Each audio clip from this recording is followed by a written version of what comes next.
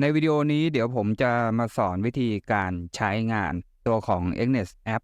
สำหรับคนที่เทรดในมือถือเป็นหลักกันนะครับซึ่งตัวนี้ก็จะเป็นแอปที่อยู่ใน Google Play หรือว่า iOS แบบถูกต้องของทาง Exness ถ้าเกิดว่าใครกลัวว่าจะโหลดแอปผิดก็สามารถที่จะโหลดแอปนี้จากตัวลิงก์ในรายละเอียดวิดีโอนี้ได้เลยนะครับเดี๋ยวผมจะเริ่มจากตัวของ Account แล้วไปที่ Trade แล้วก็ Market Performance แล้วสุดท้ายก็จะเป็นในส่วนของโปรไฟล์กันเดี๋ยวเรามาเริ่มกันเลยนะครับอันดับแรกสุดเนี่ยคุณก็จะต้องไปดาวน์โหลดแอปนะครับถ้าเกิดว่าใครกลัวว่าจะเป็นแอปปลอมก็สามารถคลิกที่ลิงก์ด้านล่างวิดีโอนี้ได้เลยนะทั้งในรายละเอียดวิดีโอและคอมเมนต์เสร็จปุ๊บเนี่ยมันก็จะเป็นตัวของ Exness Test ตรงนี้ก็แล้วแต่ว่าคุณจะใช้ในส่วนของ iOS หรือว่า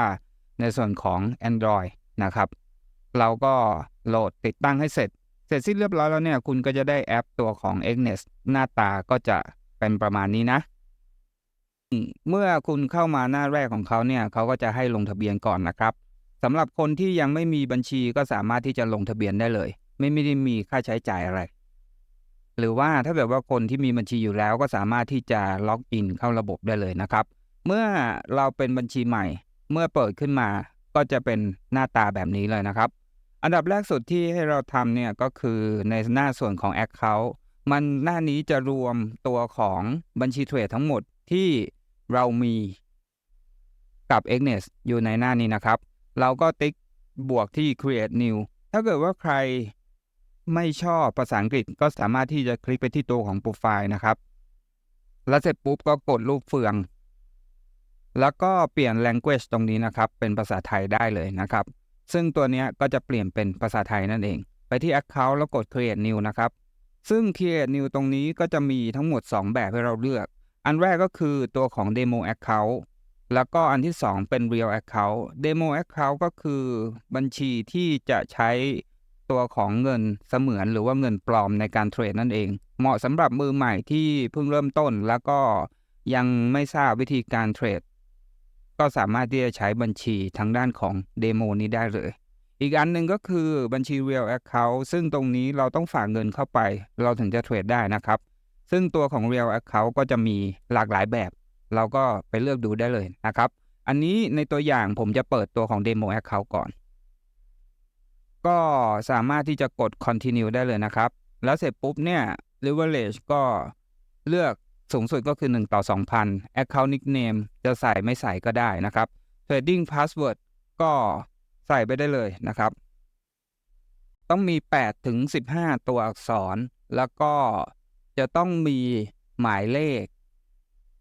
ตัวอักษรพิมพ์เล็กตัวอักษรพิมพ์ใหญ่ในภาษาอังกฤษอยู่ในนั้นด้วยกดโอเคนะครับแล้วก็จะต้องมีตัวอักษรพิเศษด้วยอีก1ตัวนะครับพวกเครื่องหมายตกใจหรือว่าอะไรก็ได้ก็กดโอเคไปเสร็จสิ้นเรียบร้อยคุณก็จะเห็นได้ว่าคุณก็จะได้ตัวของบัญชี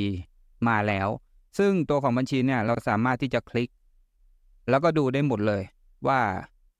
เรามีบัญชีอยู่กี่อันนะครับมี Real มี Demo แล้วก็มี Archive นะครับ Archive ก็คือบัญชีที่ไม่มีการเคลื่อนไหว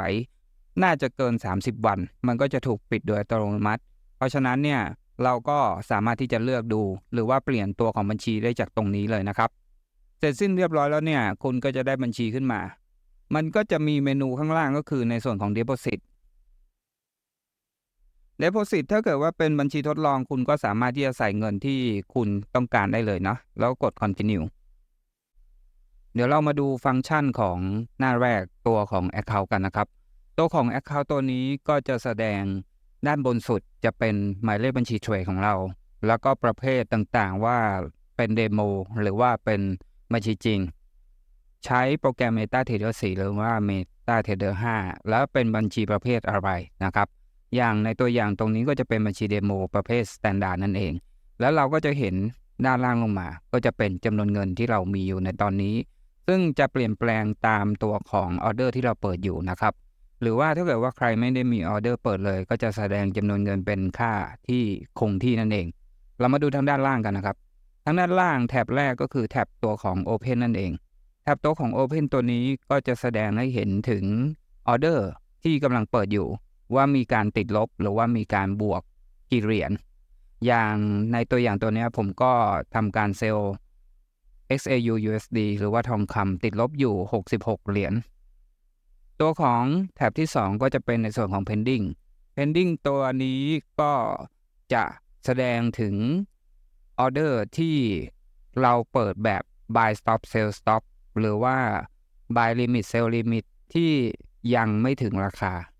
แล้วมันก็จะโชว์มาที่ตัวของ pending ตรงนี้นะครับอันที่3ก็คือ close หรือว่าออเดอร์ที่ปิดไปแล้วอย่างตัวอย่างในนี้ก็คือเรามีปิดไปละ 0.13 ล็อตติดลบไปละ 4.48 นั่นเองเรากลับมาที่แท็บแรกตัวของ Open กันถ้าเรามีออเดอร์เปิดอยู่เราสามารถที่คลิกเข้าไปที่ตัวของออเดอร์ได้เมื่อคลิกที่ตัวของออเดอร์สิ่งที่เราทำได้ก็จะมีอันแรกนะครับก็คือแท็บตัวของ Modify ตรงนี้เราสามารถที่จะใส่ Take Profit แล้วก็ Stop Loss เข้าไปได้หรือว่าเราจะกด Close Order ด้านล่างนี้ก็ได้เช่นเดียวกันถ้าเรากดตัวของ View on Chart มันก็จะโชว์กราฟขึ้นมาให้ดูอันที่2ก็คือในส่วนของ partial close คืออะไรสมมุติว่าเราเข้าเทรดตอนนี้อยู่ที่ 0.13 ล็อตไซส์ตรงนี้นะครับแต่เราต้องการปิดแค่ส่วนหนึ่งเราไม่อยากจะออกออเดอร์ทั้งหมดทั้ง 0.13 ล็อตเราสามารถใช้คำสั่งตัวของ partial close ตัวนี้ลดลงก็ได้นะครับสมมุติว่าเราเขียนว่า 0.07 ตรงเนี้ยแสดงว่าถ้าเกิดว่าเรากด close 0.07 เสร็จสิ้นเรียบร้อยเราจะเสียเงิน36เหรียญและตัวของออเดอร์ก็ยังเปิดอยู่โดยที่จะเหลืออยู่แค่ 0.06 ล็อตนั่นเองอันสุดท้ายก็คือตัวของ close buy นะครับ close buy มันเป็นฟังก์ชันคำสั่งสมมุติว่าคุณมีเทรดทองทั้งเซลล์ทั้ง buy คุณสามารถใช้คำสั่ง close buy ตัวนี้ได้นั่นก็คือตัวของออเดอร์ที่อยู่ฝั่งตรงกันข้ามกันเราสามารถที่จะกดปิดได้พร้อมกันซึ่งตรงนี้ก็จะเป็นประโยชน์สำหรับคนที่ทำ hedging หรือว่าบางครั้งการแก้พอร์ตด้วยการเทรดสวนกับออเดอร์ที่มีอยู่แล้วอยากรู้ว่าตอนนี้กำไรขาดทุนเท่าไหร่ก็สามารถที่จะใช้ออเดอร์ของ cross buy ตรงนี้ได้อันนี้ก็จะเป็นหลักๆของตัวหน้าต่างแรกของ account นั่นเองอันที่2เราไปดูหน้าต่างเทรดกันบ้างนะครับหน้าต่างเทรดอย่างที่เห็นก็คือด้านบนก็จะไม่เปลี่ยนแปลงก็จะเป็นในส่วนของหมายเลขบัญชีเทรดแล้วก็จำนวนเงินที่มีลงมาข้างล่างก็จะเป็นสกุลเงินต่างๆให้เราเลือกใช้นะครับซึ่งตรงนี้เราก็สามารถที่จะเลือกได้เลยหรือว่ากดค้นหาก็ได้เช่นเดียวกันถ้าเกิดว่าเรากดค้นหาเราอยากเทรด EUR USD เราก็พิมพ์เข้าไป EUR USD คุณก็จะได้คู่เงินตรงนี้ขึ้นมาคุณก็คลิกนะครับมันก็จะเปิดกราฟขึ้นมาซึ่งกราฟตัวนี้ก็จะคล้ายๆกับตัวของ Trading View มีวิธีการใช้งานเหมือนกันเลยนั่นก็คืออันดับแรกเราเปลี่ยนชาร์ตไทป์ได้ด้านซ้ายล่าง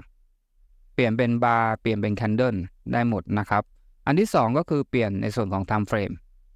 อันที่3ก็จะเป็นในส่วนของ Indicator อันที่4ก็จะเป็นในส่วนของ Show on Chart ก็จะมีในส่วนของ Trading Signal HMR Period Price Alert แล้วก็ Position Profit and Loss สามารถที่จะเล่นได้และด้านล่างสุดก็จะเป็นคำสั่งซื้อแล้วก็คำสั่งขายสมมุติว่าถ้าเกิดว่าเราอยากที่จะเซลล์ตัวของ Euro USD ในตอนนี้กดเซลล์นะครับเราสามารถที่จะใส่ Lot Size เข้าไปได้นะครับแล้วก็มีในส่วนของติ๊กที่ Order Setting ก็จะมีในส่วนของ Take Profit กับ Stop Loss เพิ่มขึ้นมาก็สามารถที่จะกดได้หมดแล้วก็กด Confirm ได้เลยนะครับเมื่อ Confirm เสร็จสิ้นเรียบร้อยแล้วเนี่ยออเดอร์มันก็จะไปเปิดอยู่ในตัวของหน้าหลักนั่นเองต่อมาก็คือในส่วนของ Overview ตัวนี้ก็จะมี Trading Signal ซึ่งตรงนี้เป็นของ Exness ส่งเข้ามาในแอปนะครับมีบอกว่าตอนนี้น่าซื้อหรือว่าน่าขายประมาณนั้นแล้วก็มีอีเวนต์หรือว่าข่าวนั่นเองก็จะบอกว่าตอนนี้ตัวของ Euro USD มีข่าวอะไรที่จะส่งผลกระทบต่อราคาบ้างสุดท้ายก็คือเป็นข่าวที่เราสามารถที่จะไปอ่านกันได้อันสุดท้ายก็คือ specification ก็จะเป็นคุณสมบัติต่างๆของคู่เงินนั้นก็จะโชว์อยู่ในนี้นะครับ อันนี้ก็จะเห็นว่าถ้าเกิดว่าคุณเปิดลองไว้คุณก็จะเสีย swap ทีละลบ 0.62 ล็อตที่เปิดได้ต่ำสุดคือ 0.01 ล็อตที่เปิดได้สูงสุดคือ 200 ตรงนี้แต่ละคู่เงินก็จะไม่เหมือนกันนะครับก็สามารถที่จะเข้าไปเช็คได้อันนี้ก็จะเป็นในส่วนของแท็บเทรดนั่นเองต่อมาก็คือแท็บของ Market แท็บของ Market ก็คือแท็บที่มีการวิเคราะห์ให้เราดูจากทางของ Exness แล้วก็จะมีในส่วนของข่าวคุณก็สามารถที่จะมาเช็คจากแท็บตรงนี้ได้หมดเลยทั้งข่าวแล้วก็เป็นข่าวที่เป็นบทความด้วยก็จะอยู่ในนี้นะครับแท็บของ Market ต่อไปก็เป็นแท็บของ Performance นะครับแท็บของ Performance เนี่ยก็จะแจ้งเราว่าตอนนี้เรามีเทรดเป็นอย่างไรบ้างเราเทรดตัวไหนมากที่สุดอัตราวินเรทเท่าไหร่ตรงนี้เราก็สามารถที่จะเช็คได้เฉพาะบัญชีจริงเท่านั้นส่วนบัญชีทดลองก็ไม่สามารถที่จะใช้ตรงนี้ได้นะครับส่วน Exness Benefit เนี่ยมันก็จะมีเลเวลของมันยิ่งคุณเทรดเยอะเท่าไหร่ก็จะมีผลประโยชน์เพิ่มมากขึ้นมากเท่านั้นต่อไปก็เป็นแท็บสุดท้ายที่เราจะพูดกันก็คือตัวของแท็บโปรไฟล์นะครับอันดับแรกสุดถ้าเกิดว่าคุณเป็นคนที่เพิ่งสมัครใหม่คุณก็ต้องกรอกโปรไฟล์ให้เสร็จสมบูรณ์ก่อนเสร็จปุ๊บด้านล่างที่น่าสนใจก็คือถ้าเกิดว่าคุณมีปัญหา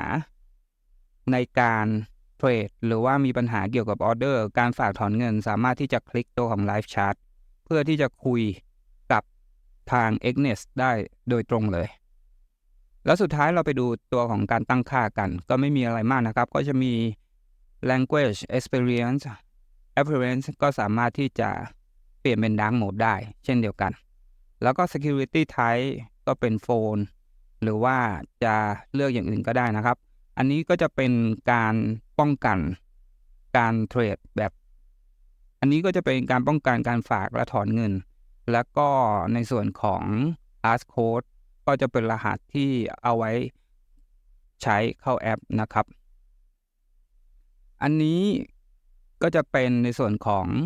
การแคปหน้าจอถ้าเกิดว่าเราเปิดไว้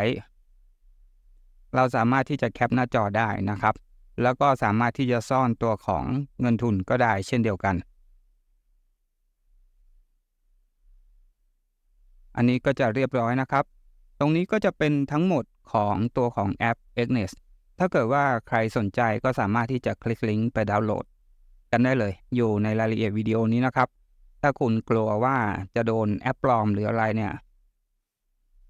ก็สามารถที่จะใช้ลิงก์ข้างล่างนี้ได้เลยเพราะว่ามันก็ตรงมาจากตัวของ Exness App นั่นเองถ้าเกิดว่าใครมีข้อสงสัยเพิ่มเติมเกี่ยวกับตัวของ Exness App ก็สามารถที่จะสอบถามเข้ามาได้ทางคอมเมนต์ถ้าชอบวิดีโอนี้ก็กดไลค์กดแชร์กันด้วยนะครับวันนี้ผมก๊อฟจาก GoLink FX ก็ขอลาเพียงเท่านี้แล้วพบกันวิดีโอหน้าสวัสดีครับ